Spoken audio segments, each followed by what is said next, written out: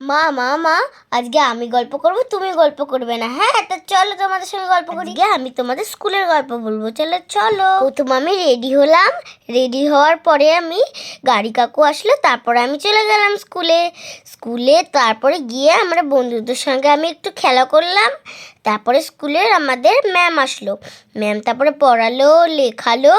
তারপরে আমাদের tiffin time চলে আসলো। টিফিন টাইমে আমরা টিফিন খেয়ে একটু খেলাধুলা করলাম। মাঠে গিয়ে খেলাধুলা করার পরে তারপরে টিফিনের